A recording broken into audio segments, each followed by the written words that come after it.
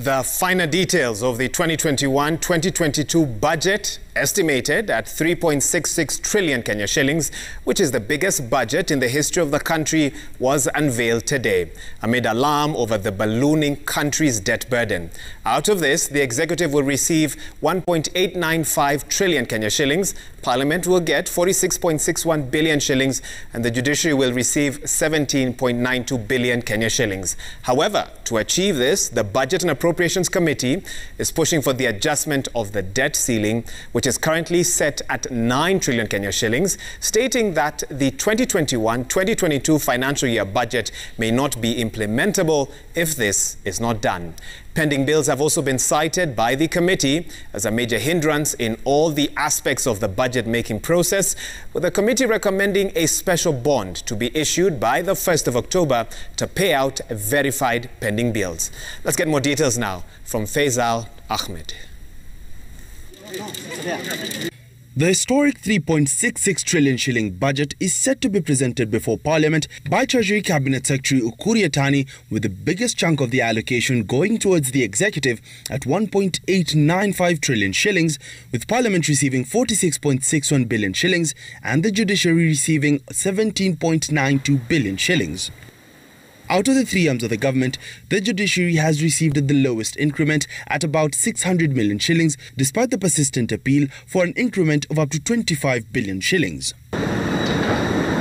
In the fine-tuned budget by Parliament's Budget and Appropriations Committee, some of the winners include the State Department of Crop and Agriculture, which will receive an increase of 100 million shillings, the State Department of Vocational and Technical Training receiving an additional 140 million shillings, the University Education receiving a boost of 890 million shillings, and the Teacher Service Commission receiving an additional 750 million shillings for the recruitment of more teachers.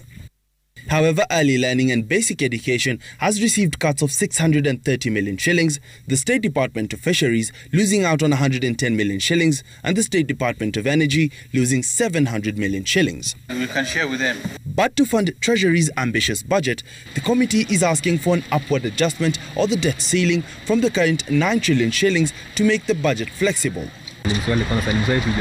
Currently, the country's debt stands at 7.34 trillion shillings, with the government expected to borrow 900 billion shillings for the budget. The debt could inch closer to the 9 trillion shilling mark.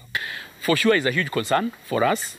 If KRA is able to raise what we project, like 800 billion, that is uncollected, then, of course, you see the fiscal deficit will be about 100 billion shillings. I know, of course, it's a tall order to say that they will collect that extra 800 billion shillings, but we are giving them a target of about 400, half of it.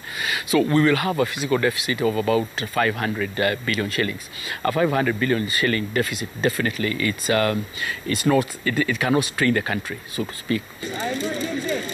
Pending bills have also been cited as a hindrance in the budget-making process. Despite the President's directive in June 2019 to have all pending bills cleared, a significant part of pending bills remain unsettled.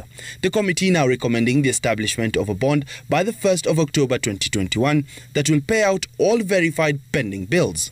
For example, the Ministry of Transport, Public Works and Housing has pending bills amounting to 99 billion shillings, with 31 billion shillings being owed in land compensation. The Health Ministry also has pending bills of about 39.5 billion shillings. This, the committee says, interferes with the state in which businesses operate in the country. The committee has also recommended sanctions for ministry and state departments that implement new projects without completing the stalled projects. Faisal Ahmed, Citizen TV, Nairobi.